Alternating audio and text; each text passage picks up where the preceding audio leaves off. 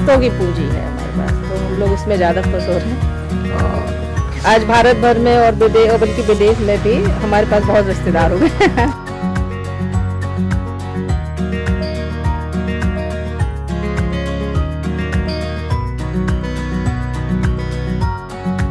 नमस्कार, स्वागत है आप सभी का डीडी न्यूज पर। एक भारत श्रेष्ठ भारत के इस खास कार्यक्रम में मैं हूं आपके साथ मनीष बाजपेयी। एक परंपरा जो पूरे भारत का गौरव है, एक परंपरा जिसमें भारत की संस्कृति के दर्शन होते हैं, एक परंपरा जिसमें हम अतिथि को देवतुल्य मानते हैं, एक परंपरा जो पूरे भारत को एक सूत्र में पिरोती है। और ऐसी ही इस परंपरा में पूरा भारत हमें एकता के सूत्र में आबद्ध होता हुआ दिखता है, यानी कि इस परंपरा में हमें एक भारत श्रेष्ठ भारत के दर्शन होते हैं। और ये परंपरा है अतिथि देवो भव, जिसकी बुनियाद में वसुधैव कुटुंबकम की भावना सन्निहित है। तो आज अपने इस खास कार्यक्रम में हम बात करने वाले हैं ऐसी ही इस परंपरा की, अतिथि देवो भव की, जिसकी वाहक बन रही है, जिसकी गवाह है लाड़पुरा गांव, जिसकी संस्कृति यहाँ पर आज भी अतिथि देवो भव की बात करती है।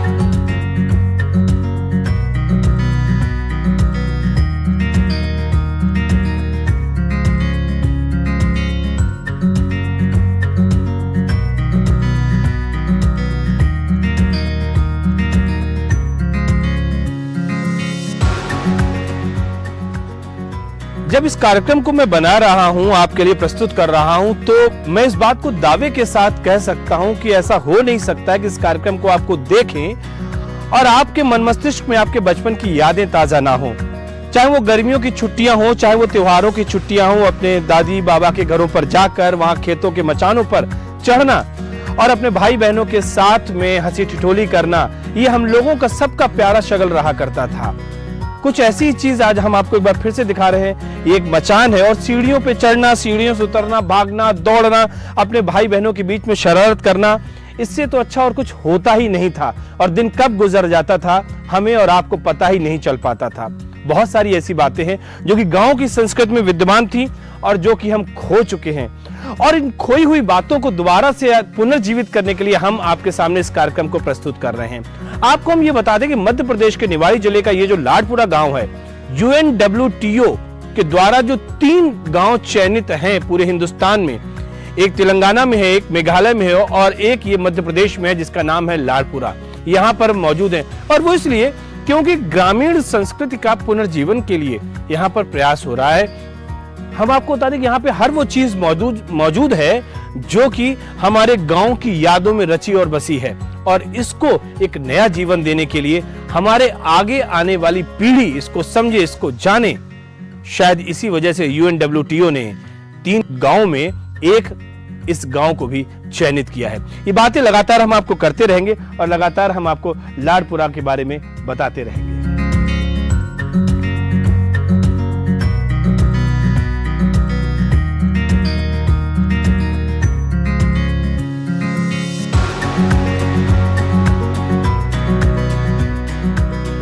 जरा अपने जहन पर थोड़ा जोर तो डालिए। और मुझे लगता है कि मैं जब आपसे ये बात कह रहा हूं कि जहन पर जोर डालिए, तो शायद मैं गलत कह रहा हूं, क्योंकि हर किसी की यादों में कहीं ना कहीं एक गांव है। या तो उसका अपना गांव है, या उसकी माँ की तरफ का गांव है, पिता की तरफ का गांव है, उसका अपना गांव है। कहीं ना कहीं आपका आपके गांव से, उनकी यादों से वास्ता जरूर है।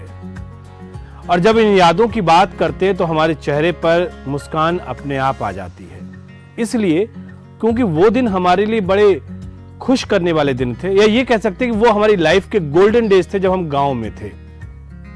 कुछ ऐसी मारामारी हुई, जीवन शैली कुछ ऐसी बदली कि हम शहरों में आ गए। आज भी घर के आंगन में कुछ इस तरीके से जो तुलसी का वृक्ष है, अगर वो लगा हुआ दिखता है तो मन के अंदर के भाव अलग ही हो जाते हैं। कुछ पूजा के कुछ सामग्री अगर हमें घर के आंगन में दिखती है तो हमें लगता है इस घर का जो वातावरण है अपने आप सकारात्मक होता है। हमारे बुजुर्ग लोग ऐसा हमेशा करते रहे हैं, लेकिन बदलती जीवन शैली में हम लोग कहीं ना कहीं इन चीजों से पीछे छूट गए हैं। और आज इसी बात को लेकर अपने इस कार्यक्रम में हम बार बार जिक्र कर रहे हैं। ये सिर्फ एक गांव है लाड़पुरा, जो कि निवाड़ी जिले में पड़ता है। ये महज एक गांव नहीं है, बल्कि हम ये कह सकते हैं कि इस गांव के माध्यम से हम उस संस्कृति के आपको दर्शन कराना चाहते हैं जो कि शायद कहीं विलुप्त होती चली जा रही है, शायद कहीं खोती चली जा रही है। इसमें ग्रामीण संस्कृति भी है, खान पान भी है, इसमें हमारे बीच जो प्रेम है, जो सौंदर्य है, उसका जो उसका भाव है, उन सब के हम आपको दर्शन करा रहे हैं। और इसीलिए हम आपसे कह रहे हैं कि यहाँ पर जो भी आता है वो अतिथि देवो भव की परंपरा का न केवल निर्वहन करता है, बल्कि यहाँ पर जो मेजबान हैं, जो यहाँ पर लोगों की, अतिथियों के स्वागत के लिए होते हैं, उनका भी कुछ भाव ऐसा ही होता है।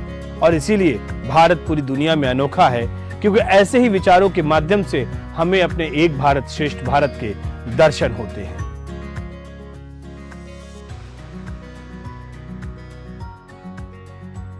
इस पूरे के पूरे वातावरण को देख के न जाने कितने फिल्मी गीतों की याद आ जाती है, न जाने कितने कुछ कविताओं में ऐसे दृश्यों के बारे में वर्णन किया गया, क्योंकि ये दृश्य आपके मन को लुभाते हैं। और ये दृश्य आप शहरों में कहाँ पाते हैं? ये दृश्य तो आप शहर से कहीं दूर किसी गांव के किनारे आप पाते हैं। अब यहाँ देख रहे हैं पीछे एक पहाड़ सा है और पहाड़ पे एक झंडा सा लगा हुआ है। अब जब मैंने इसके बारे में यहाँ मालूमात की तो पता चला कि ये इस गांव का जो कुल देवता होते हैं उनकी वहाँ पर मंदिर है, कुल देवी कह सकते हैं हम। और आमतौर पे प्राचीन जो हमारी संस्कृति है, जो हमारी भारतीय संस्कृति है, हर गांव का, हर कुल का एक देवता माना जाता है, एक देवी मानी जाती है जिनकी पूजा की जाती है। और ऐसे ही एक देवता का स्थान वहां पर भी यहाँ पर बना हुआ है। एक बड़ी महत्वपूर्ण बात है जो हम आपको बताना चाह रहे हैं, जो होम स्टे का कल्चर डेवलप किया जा रहा है देश के अंदर, क्योंकि देश के ग्रामीण संस्कृति को न केवल देश के लोग बल्कि विदेशों के लोग भी जाने, इस लिहाज से ये होम स्टे का कल्चर बहुत महत्वपूर्ण है। और होम स्टे जो हम दे रहे हैं तो ग्रामीण संस्कृति का मतलब ये नहीं है कि आप अंधेरे में वहां रहेंगे, बल्कि वहां पर उजाला रहता है और 24/7 बिजली का प्रावधान है। और ऐसे इस तरीके से सोलर पैनल लगाए गए हैं जो कि सरकार की तरफ से जिनको बढ़ावा दिया जा रहा है। फिलहाल यहाँ पर एक होम स्टे की अगर बात करें तो 5 किलोवाट का एक सोलर पैनल लगाया गया है, जिसपे सरकार की तरफ से सब्सिडी भी मिलती है। तरक्की तो अभी काफ़ी है सर। स्टार्टिंग में थोड़ा सा कोरोना की वजह से कमाते थे, अब सर गेस्ट आने लगे हैं तो अपना जो है मंथली का 30-40 हज़ार रुपये का हो जाता है सर। उसके अलावा सर हम लोगों को जो लोकल की है, अपनी महिलाएं ई रिक्शा चलाती हैं, हम लोगों के द्वारा सर उनको भी रोजगार मिल जाता है। या गेस्ट आते हैं, किसी को ऊँचा घुमाना है अपना अगल बगल का, तो महिलाएं घुमाती हैं सर।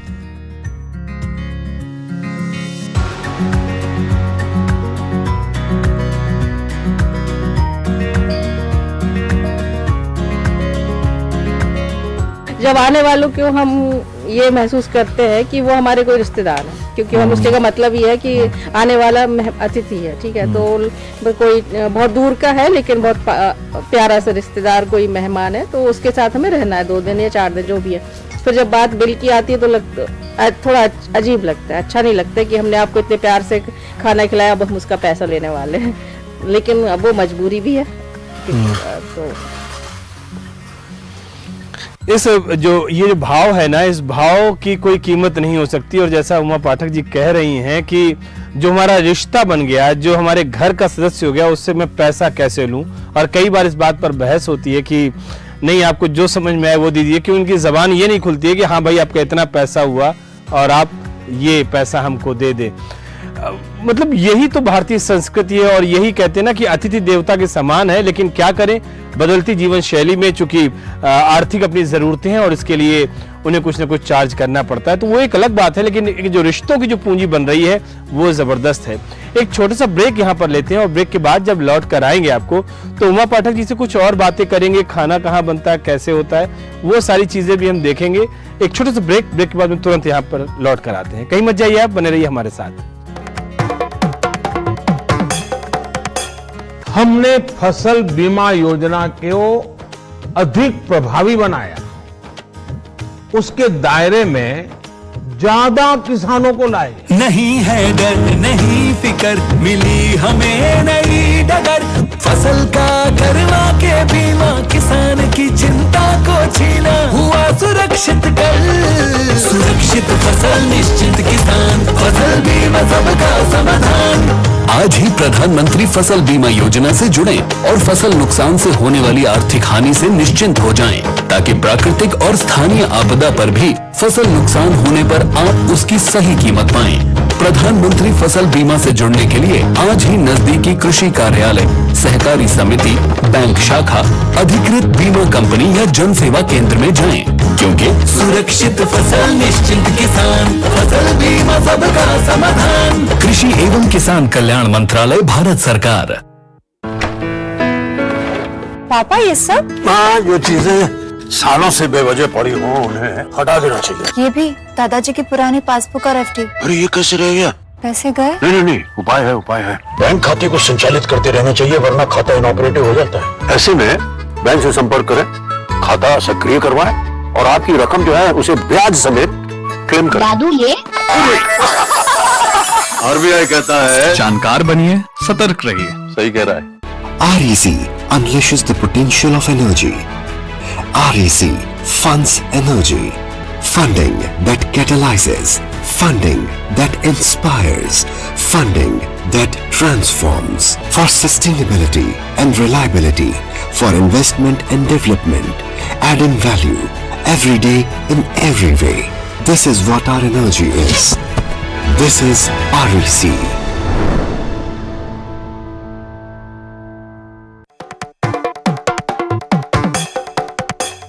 Welcome back. ब्रेक के बाद एक बार फिर से आप सभी का स्वागत है डीडी न्यूज पर। एक भारत श्रेष्ठ भारत के इस खास कार्यक्रम में मैं हूं हमेशा की तरह आपके साथ मनीष बाजपेयी, और बात हम कर रहे थे उस परंपरा की जिस परंपरा में पूरे भारत के दर्शन होते हैं, भारत की संस्कृत दर्शन होते हैं, और इस परंपरा में हम अतिथि को देवता मानते हैं।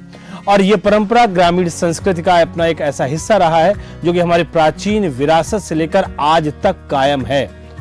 बदलते कालखंड में थोड़ा सा कहीं ना कहीं चीजें इधर से उधर हुई हैं, और इसीलिए उन सभी परंपराओं के पुनर्जीवन का प्रयास भारत सरकार के माध्यम से भी हो रहा है।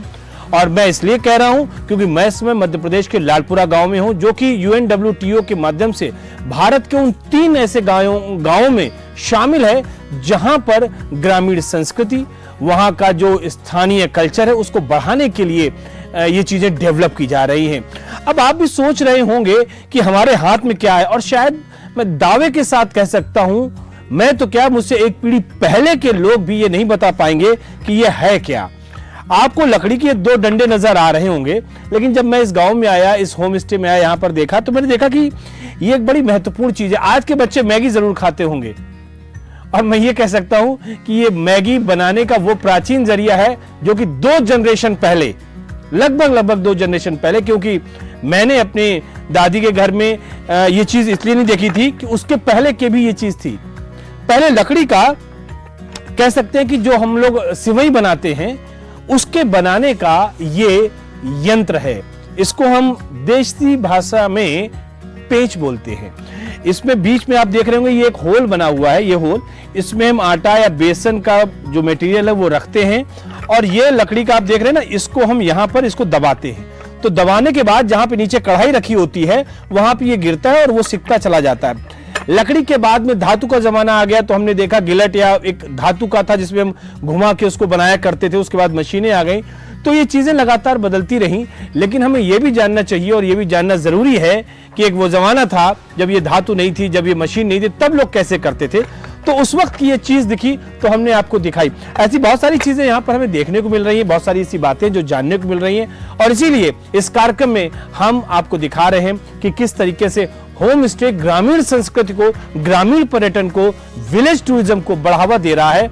और ये वो खास बात है जो वाहिद अकेले अपने इस मुल्क में दिखती है।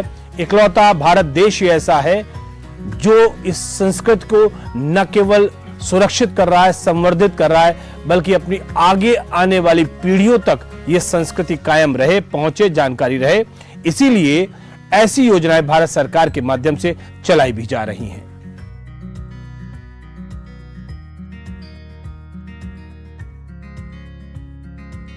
ग्राम लाडपुरा के हम एक होम स्टे में यहाँ पर मौजूद हैं, और मुझे लगता है कि आप यहाँ पर अगर देखेंगे तो पाएंगे कि ज़रूरत की हर वो चीज़ जो किसी भी व्यक्ति के लिए, चाहे वो हिंदुस्तान का हो या हिंदुस्तान के बाहर से रहने वाला हो, मुझे लगता है उसकी ज़रूरत की सारी चीज़ें यहाँ पर मौजूद हैं। एक अच्छा खासा कमरा देख सकते हैं, और इस होम स्टे में ऐसे 2 कमरे यहाँ पर मौजूद हैं।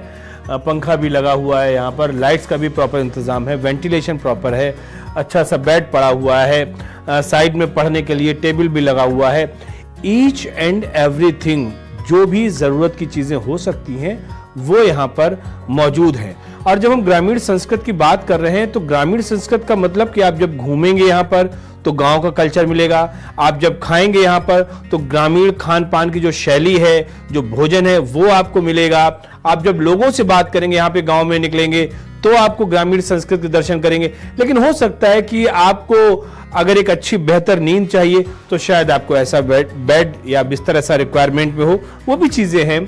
अगर हम वॉशरूम देखेंगे तो वो भी अच्छी तरीके से बने हुए हैं, स्वच्छता का काफी ख्याल रखा गया है, सारी चीजें यहाँ पर मौजूद हैं। इसीलिए मैं अपने तमाम दर्शकों से ये अनुरोध जरूर करूंगा कि गांव की संस्कृति को बढ़ाने के लिए जिसके पास जो भी मतलब सहूलियतें हैं वो इस तरीके के होम कल्चर को डेवलप करें, ताकि हमारे देश की जो ग्रामीण संस्कृति है, ग्रामीण पर्यटन है, उसको बढ़ावा मिले। और भारत सरकार इसको बढ़ाने के लिए प्रयास कर रही है।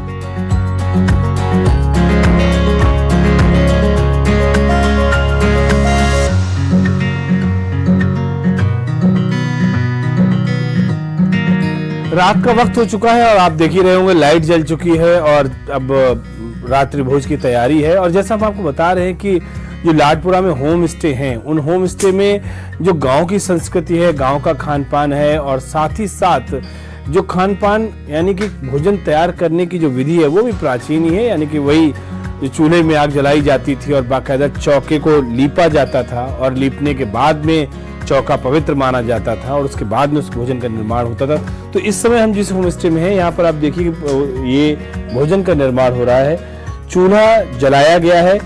आप ये कह सकते हैं कि आज के युग में गैस भी जलाई जा सकती थी, बिल्कुल गैस जलाई जा सकती थी और जलाई जाती भी है, लेकिन चूंकि यहाँ पर कुछ उसी तरीके की चीजों को प्रदर्शित किया जा रहा है ताकि लोग ये समझे कि कैसे चूल्हे पे भोजन बनता था। ये वक्त आ गया है और चूंकि विदेशी मेहमान आ रहे हैं, ऐसी जगहों से लोग आ रहे हैं जिन्होंने कभी चूल्हे पर भोजन देखा ही नहीं है कैसे बनता, तो उनके लिए इस तरीके से ये भोजन तैयार किया जा रहा है।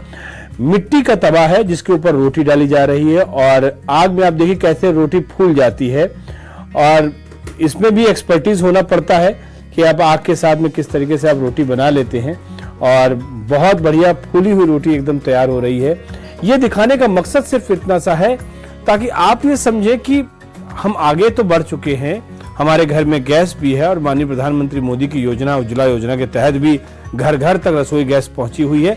लेकिन इन सब के साथ साथ प्रतीक रूपों में सही हमें कुछ चीजों को बनाए रखने की भी जरूरत है ताकि हम ये भी समझें कि आखिरकार हमारी प्राचीन परंपराओं में किस तरीके से भोजन के निर्माण होता था, उसकी पवित्रता, उसकी शुद्धता, उसका आचरण, उसका आचार विचार व्यवहार, हमें उन सब चीजों का भी ध्यान रखना जरूरी है। और इसीलिए इस तरह के ग्रामीण पर्यटन, इस तरीके से ग्रामीण खान पान और इन चीजों को बढ़ावा दिया जा रहा है होम स्टे के माध्यम से।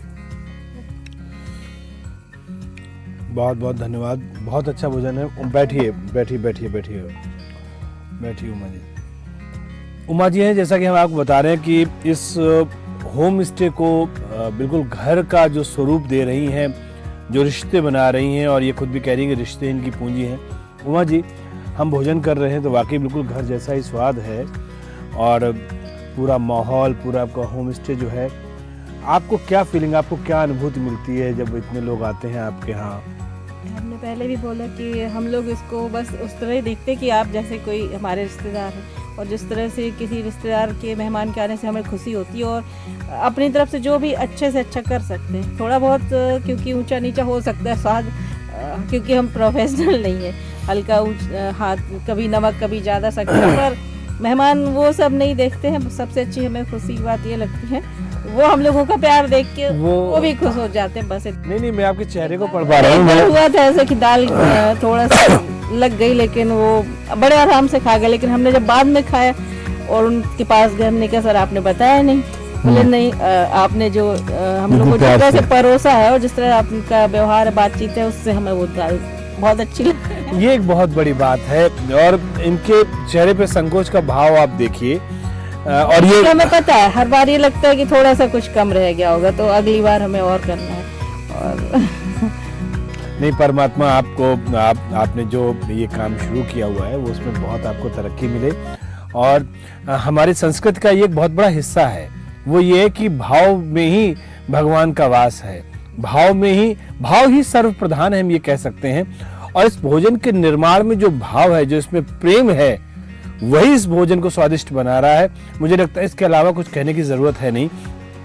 वाकई मैं ये कह सकता हूँ भाई, बहुत अच्छा भोजन बना हुआ है, कोई भी कमी नहीं है। और जो स्वाद की बात कर रहे हो, मुझे लगता है इसमें जो प्रेम है वो कहीं और नहीं है। तो ये बहुत ही अच्छा भोजन बना है। और इसीलिए मैं अपने तमाम दर्शकों से भी कहूँगा कि जब भी वो लाडपुरा आए तो इस लाडपुरा में, इस होम स्टे में यहाँ पे जरूर आए। और वाकई हमने ये देखा, हमारी माँ और दादी जो है वो रोटियां खत्म होने के बाद भी बना के रखती थी जी जी, ऊपर से, जब सबके खाने के बाद भी हम पूछते भी थे ऐसा क्यों। वो ये परंपरा इसलिए कि अचानक कोई आ जाए, क्योंकि जी, पहले खाना चूल्हे पे ही बनता था। जी, चलो ठीक है, गैस आ गई है बहुत से घरों में, तो वो तुरंत का काम हो जाता है कि गैस जलाई, रोटी बन गई। लेकिन चूल्हा जलाना आसान काम नहीं होता, उसको तो एक बार बना के पूरा खाना बनाना ही जरूरी है ना। तो इसलिए लोग रात में रोटियां रखते थे अपने रोटी के डिब्बे में कि अगर कोई अचानक आया तो भूखा ना रहेगा। चलिए, बहुत अच्छी बात है। तो मैं भोजन करूँ, मैं चाहूंगा कि आप भी अपने लिए थाली लेके बाद में आ जाएं, ठीक है ना, आप भी भोजन करें, ज्यादा अच्छा लगेगा। लोगों को यहाँ जो गेस्ट आते हैं बाहर के पर्यटक, उनको बहुत अच्छा लगता है, यहाँ पे अच्छा एक सुकून महसूस होता है। और उनको यहाँ का जो देसी व्यंजन है वो बहुत अच्छा लगता है। कुछ रुझान है सर, महिलाओं को भी जोड़ा है सर। जैसे कुछ बड़ी बनाती हैं, आटे दूध पिसी के चावल हैं, वो जैसे अपना कर्नाटका से या वहाँ से आते हैं, तो हम लोग पैक करा के महिलाओं को, जैसे 100 रुपये का बिका तो उनको 100 रुपये दिलवा दिए, ले आते हैं। और राशन का भी सर हम लोगों का है, हम लोग सर झांसी से नहीं लाते हैं, जो अपने लोकल के दुकानदार हैं अच्छा सामान अगर क्वालिटी का देते हैं तो उन लोगों से हम लोग लेते हैं सर। एक भारत श्रेष्ठ भारत में जब हम होम स्टे की बात कर रहे हैं, या फिर मध्य प्रदेश के ओरछा में जो खासतौर से निवाड़ी जिला की अगर हम बात करें, तो यहाँ पर जो लाडपुरा या उसके आसपास के गांव में जो होम स्टे हैं, उसमें कुछ बहुत बड़ी महत्वपूर्ण बातें जो हमें देखने को मिल रही हैं। हमने जब आपसे कहा कि यहाँ पे संस्कृतियों का आदान प्रदान है, तो यूं ही नहीं मैं कह रहा हूँ, बल्कि खुद होम स्टे के जो संचालक हैं वो ये कहते हैं कि अगर कोई मान लीजिए पंजाब से कोई व्यक्ति आया हुआ है तो वो वहाँ का फ्लेवर हमें सिखा के जा रहा है, वो हमारी रसोई में आ जाता है और उसके यहाँ जो बनता है वो हमें सिखाता है और हम उसको यहाँ पर सिखा देते हैं कि हम क्या बना रहे हैं। तो ये जो संस्कृतियों का आदान प्रदान है, उनके चेहरों की जो मुस्कान है, उससे हमें पूरे भारत के दर्शन होते हैं। लुधियाना से आए थे सर, तो उनको भी काफ़ी अच्छा लगा। मूंगफली नहीं होती, उन्होंने फिर मूंगफली के सर एक डिश बना के दिखाई थी, मूंगफली की बर्फी होती है, वो हम लोगों ने सीख लिया। अभी ओछा के उसमें व्यंजन मिला, हम लोगों ने लगाई भी थी, तो उनसे वो और एक अपने चने होते हैं तो अपन लोग भाजी बना लेंगे, दर भजिया बना लेंगे। वो सर मिर्ची टमाटर मिला के चने की पत्तों की भाजी, वो चटनी बना के सिखा के गए थे सर। काफ़ी अच्छा लगा था सर उन लोगों को। वो अपना झांसी से एम्बियंस होटल से चेकआउट करके इधर आए थे, तो वो फिर 2-3 दिन रुके भी थे सर अपने इधर। तो हम लोगों को भी लगा कि हम लोग भी कुछ हैं सर। यहाँ का जो पूरा का पूरा इलाका है, वहाँ पे हमें संस्कृतियों को आदान प्रदान दिख रहा है और इसीलिए हमने आपको एक भारत श्रेष्ठ भारत में ये विषय दिखाया और इस विषय के बारे में बता रहे हैं कि होम स्टे महज इतना ही नहीं है कि लोग आए रहे और चले गए, बल्कि ये वो रिश्तों की जमा पूंजी है जो इससे बाहर इसके बाद भी चलती रहती है और जिसको हम नाम दे रहे हैं अतिथि देवो भव, जो कि हमारी परंपरा है, जो कि हमारी संस्कृति है, जो हमारी पहचान है, वो यहाँ के इस पर्यटन की बुनियाद बन रही है, ग्रामीण पर्यटन की।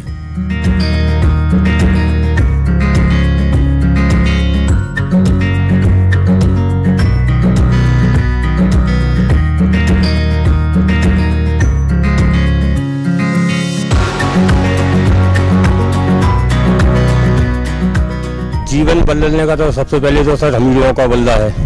काफ़ी मतलब एक अपना रोजगार का हो गया सर। वाइफ के नाम है जी, अपने मध्य प्रदेश टूरिज्म बोर्ड की योजना है जो महिला सशक्तिकरण के तहत है, तो वाइफ के नाम है सर। एक हमारी वाइफ है वंदना शर्मा, उनके नाम है।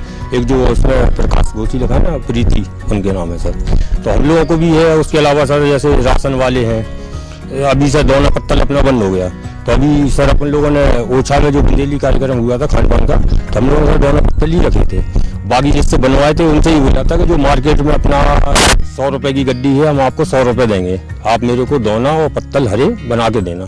तो उन लोगों का भी सर चालू करवा दिया है।